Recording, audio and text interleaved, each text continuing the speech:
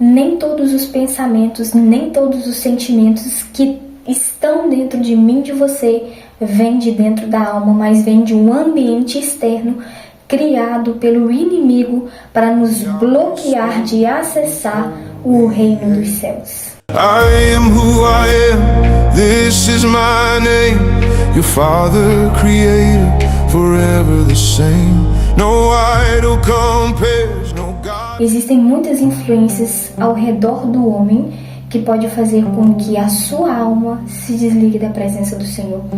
Muitos são os acontecimentos onde Satanás ele prepara ciladas, onde ele prepara argumentos para que nós pensemos que são os nossos pensamentos, os nossos sentimentos, quando na verdade são estratégias do inimigo, são setas lançadas contra a nossa alma para nos voltarmos contra o nosso Criador.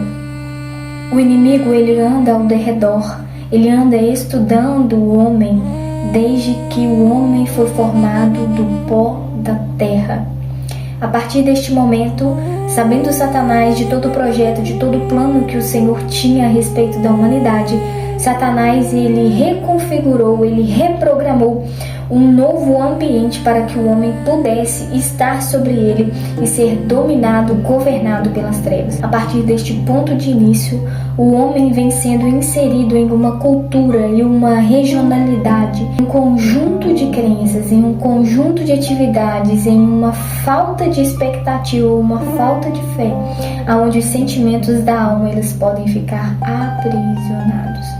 Dentro de todos esses requisitos, a Bíblia ela vem nos trazer que nós devemos guardar o nosso coração. Todas as vezes que a Bíblia ela fala sobre coração, ela está falando sobre alma, está falando sobre sentimentos, está falando sobre pensamentos. Desde o primeiro momento, lá no Jardim do Éden, o homem se relacionava com o Senhor sem nenhuma limitação. Então Satanás ele quis romper com esses laços por causa de todo o governo que foi entregue ao homem. E quando Satanás consegue romper com esses laços, por causa do pecado, trazendo a morte para o homem que antes era eterno, Satanás ele consegue gerar um conjunto de ambientes onde ele pode influenciar o homem com palavras, com pensamentos, com sentimentos, com emoções. E ainda que este homem estivesse preparado o suficiente, ele estaria apto a usar aqueles a qual estão com a alma ainda não curada, uma alma não tratada, uma alma não regenerada por Deus, para afetar estes que estão alcançando a graça e a misericórdia do Senhor. Infelizmente, desde quando Adão ele saiu do jardim do Éden, o homem teve dificuldade de ouvir a voz de Deus. Os próximos que ouviram a voz do Senhor foram Caim e Abel. E aqui nós vemos uma grande dificuldade em que a alma ela passa a ter um contato maior com o reino das trevas e não com o reino dos céus, e não mais com o caminho original e verdadeiro. Todo pensamento, nem todo sentimento é meu e seu.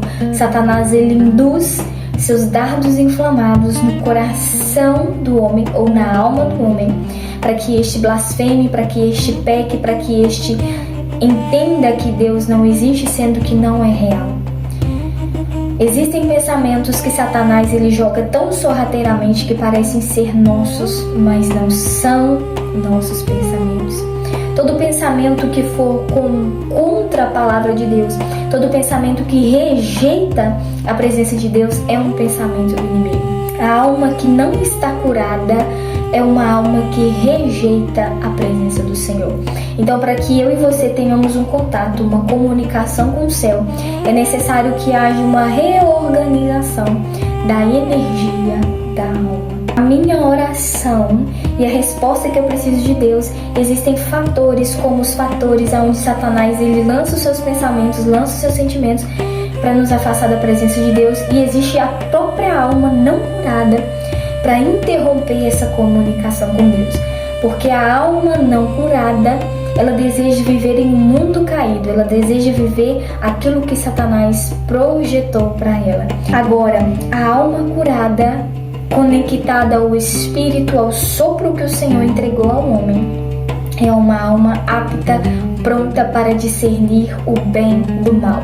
O profeta Isaías vai dizer que o primeiro passo de Jesus, enquanto ele ainda estava em sua infância, antes dele começar a fazer as suas primeiras ministrações, ele passou por uma dieta com mel e coalhada até saber discernir o bem do mal. Ou seja, Jesus ele teve que aprender a guardar suas emoções, guardar seus pensamentos, filtrar aquilo que estava acontecendo. Ele teve que se desempenhar em um ambiente onde a presença do Pai poderia estar palpável o suficiente para ele conseguir se comunicar com o Pai.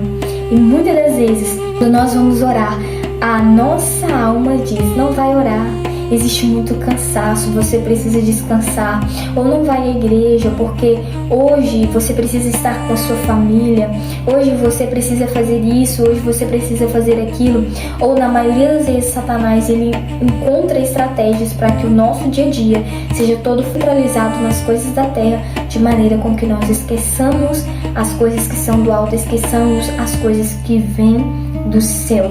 Então a reorganização da energia da alma vai trazer um direcionamento para os sentimentos, para as emoções, para os pensamentos, para que haja uma conexão maior com o Pai. Muitas das vezes a alma ela está fadigada, esperando demais por um excesso de futuro, ou às vezes pelo excesso do passado, onde ela se encontra ali com raízes de dor, raízes de amargura e não consegue se libertar.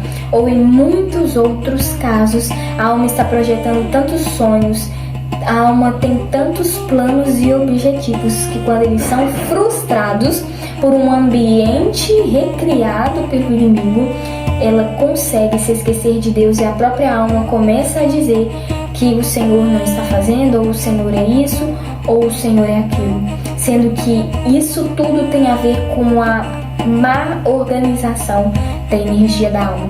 Quando eu tenho os meus sentimentos centrados no reino dos céus, quando eu tenho os meus pensamentos centrados no reino do Senhor, quando eu tenho um alinhamento de tudo aquilo que é o compartimento da minha alma, dos seus 7 compartimentos, eu tenho então uma visão diferente a respeito do mundo. Eu vejo o mundo de uma forma diferente, sem ser influenciado pelas trevas. E por isso é muito importante para que eu e você entendamos que a natureza do homem, que se chama alma, está sob um domínio que precisamos tomar o governo e acessar aquilo que é nosso por herança, por direito.